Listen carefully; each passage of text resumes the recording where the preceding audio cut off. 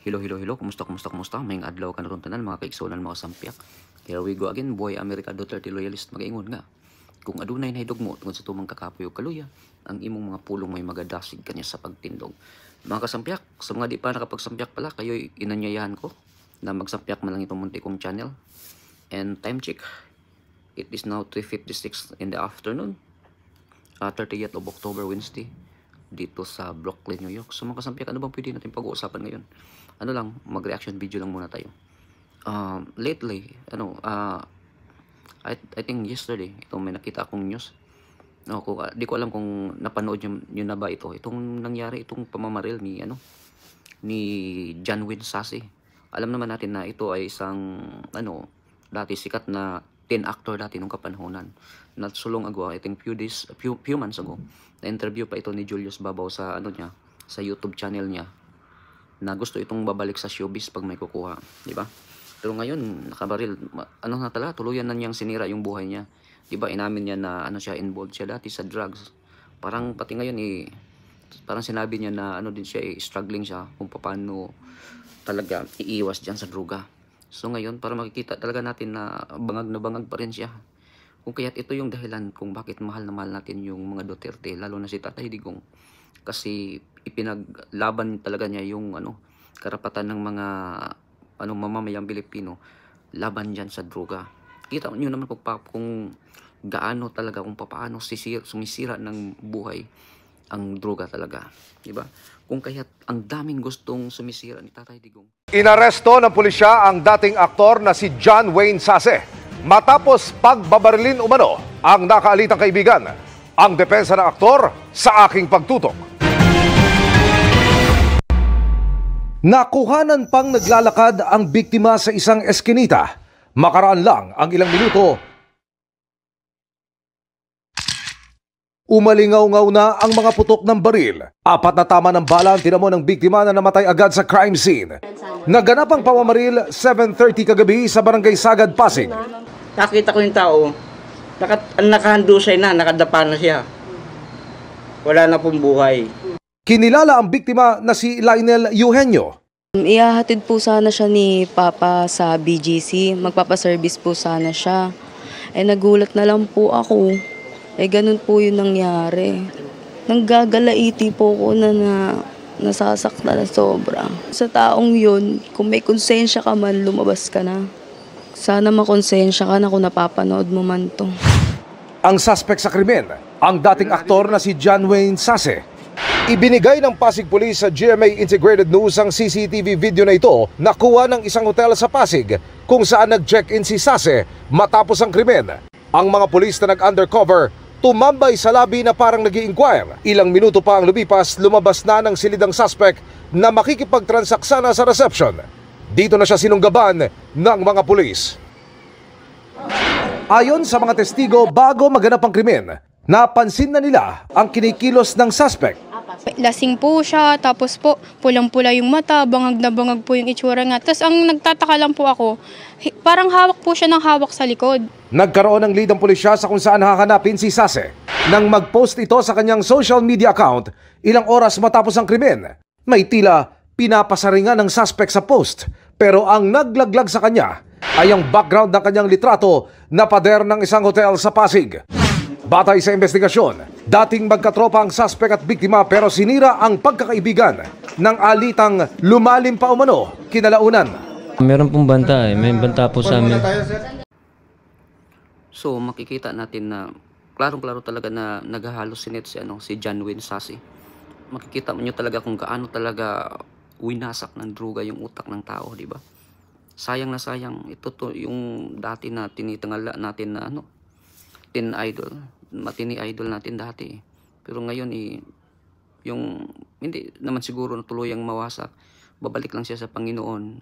One day ma-revive niya yung sarili niya kahit nasa silda pa naman siya. Pero masakit lang isipin na mayroong mga tao na they will undergo or pass life trials.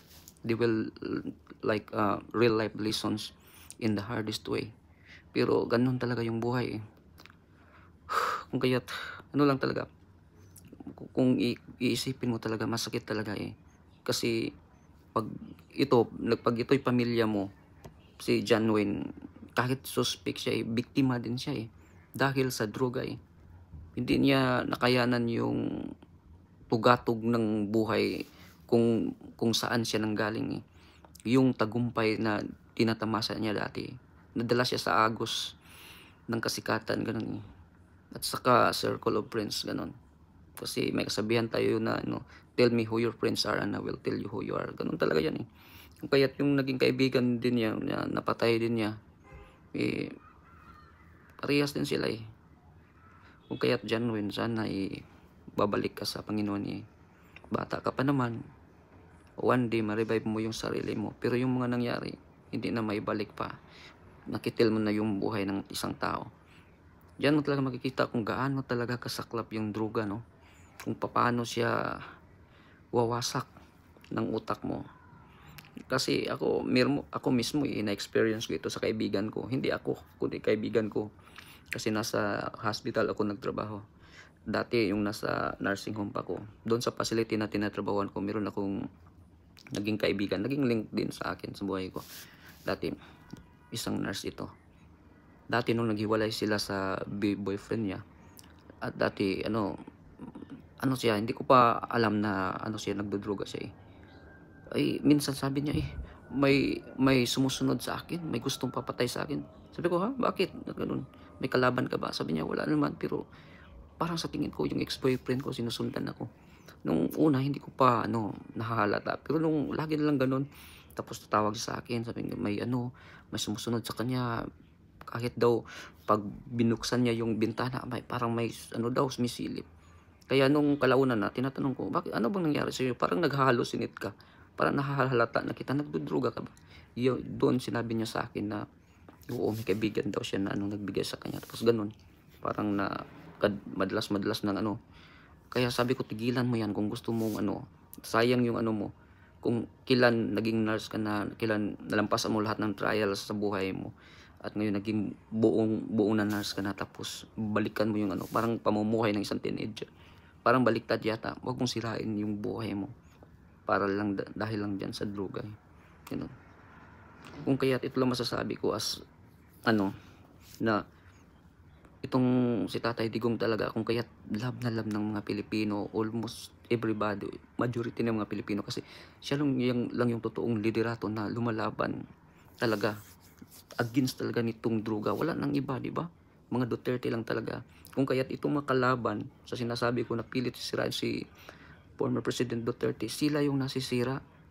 Kung kaya't yan din yung pero babalik tayo kay John Wayne Sase. Masakit lang kasi he will undergo past life experience in a hardest way, pero ganyan talaga yung buhay. Sana ito yung talaga mabuksan yung isip niya. Ito talaga yung at least nandyan na siya sa loob, hindi na siya makapagdroga dyan.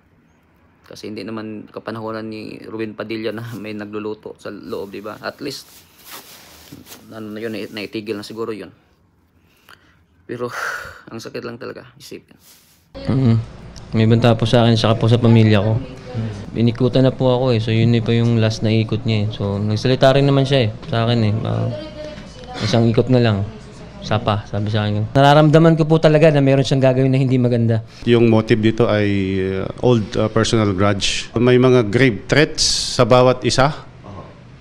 So yun yung lumalabas na motibo. Na-recover ng Pasig Police ang murder weapon na isang kalibre 45 pistola.